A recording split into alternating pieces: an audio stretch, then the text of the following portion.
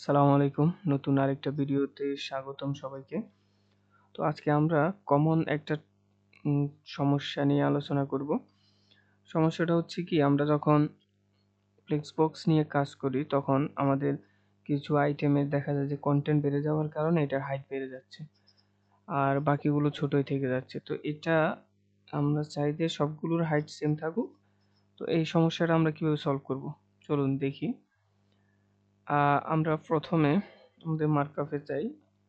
আগের ভিডিও যারা দেখেছেন আশা করি মার্কআপটা সম্পর্কে জানেন। তো আমরা এখানে 20টা লরেম ওয়ার্ড নিলাম। তো নেওয়ার ফলে দেখা যাচ্ছে যে এখানে কন্টেন্ট বেড়ে যাওয়ার কারণে এর হাইটটাও বেড়ে গেছে। তো এটা আমরা ফিক্সড করার জন্য কি করব? আচ্ছা, আমরা আরেকটা কাজ করি, এখানে কিছু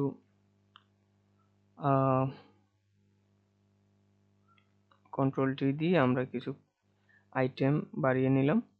আমাদের হচ্ছে অবস্থা। এটা বাড়ানোর আরেকটা হচ্ছে যে আমি ফ্লেক্সবক্সের আরো একটা প্রপার্টি দেখাতে চাচ্ছিলাম, যে ফ্লেক্স র্যাপ। আমাদের আইটেমগুলোর উইথ ছিল কত 33% করে, প্লাস 33.33 বা 100/3। তো আমরা ফ্লেক্স রো যখন র্যাপ করব, মূলত ফ্লেক্স বক্সে যে যতটুকু উইথ নিতে পারে তাকে তাই দেওয়া হয়। এখন আমরা এখানে ফ্লেক্স বেসিস বলে দিয়েছিলাম, কিন্তু এরপরও কাজ হয় নাই। তো যেন এটা কাজ করে এই জন্য আমরা কি করব, ফ্লেক্স আর র্যাপ করতে পারি। র্যাপ, তখন কি হয়, এটা র্যাপ হয়ে যে নিজের জায়গাটুকু নিবে, যে 33% নিল, নেওয়ার পরে বাকিগুলোকে নিচে পাঠিয়ে দিল। তো এখানে আমাদের আরেকটা সমস্যা হচ্ছে এটা, যে আমাদের কন্টেইনারটা মনে হচ্ছে ফুল হাইট পাচ্ছে না। হ্যাঁ, আমাদের হাইট ফিক্সড করে দিয়েছিলাম। আমরা যদি এটাতে মিনিমাম হাইট করি, এবার পাচ্ছে যে মিনিমাম হাইট 100 BH থাকবে, তবে এরপরে উপরের দিকে যা যেতে পারে। তো আরেকটা হচ্ছে আমাদের আইটেমগুলোতে আমরা স্পেস উপরে নিচে স্পেস দিই নাই, এখানে 0। আমরা যদি 15 পিক্সেল করে দিই চারদিকে, তাহলে কিছুটা স্পেস উপরে নিচেও পাচ্ছে।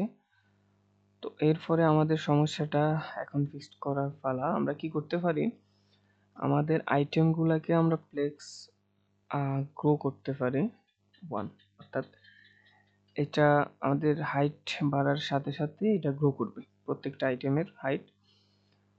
তো অর্থাৎ আর যেহেতু প্রত্যেকটাতে আমরা গ্রো 1 দিয়েছি, অর্থাৎ প্রত্যেকটা সমানভাবে বেড়ে যাবে, ছোট বড় হবে না।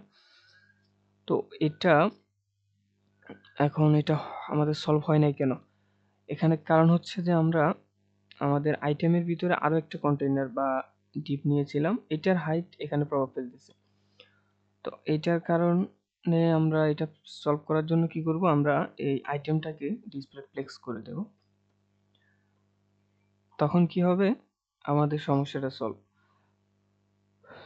তো এখানে আরেকটা জিনিস আমাদের মাথায় রাখতে হবে, আমরা অনেক সময় রেফারে কি করি বা ফ্লেক্স প্যারেন্ট ট্যাগটাতে আমরা ওই যে আমাদের অ্যালাইন আইটেমস সেন্টার দিয়ে রাখি, যেন মাঝখানে থাকে।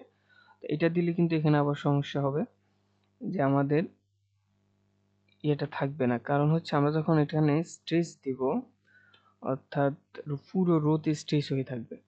এটা অবশ্য by default value, align items এর দেওয়ার দরকার নাই, তারপরও জানিয়ে রাখা।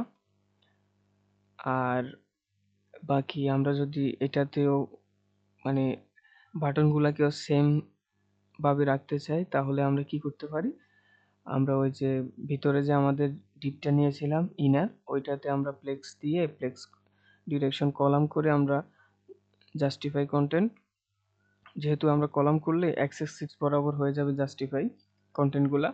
তো কন্টেন্ট যদি আমরা স্পেস বিটুইন করি, তখন এগুলো সেম স্পেস নিয়ে থাকবে বা সমানভাবে থাকবে। তো আজকের ভিডিও এতটুকু, আশা করি বোঝাতে পেরেছি আমি। ধন্যবাদ সবাইকে।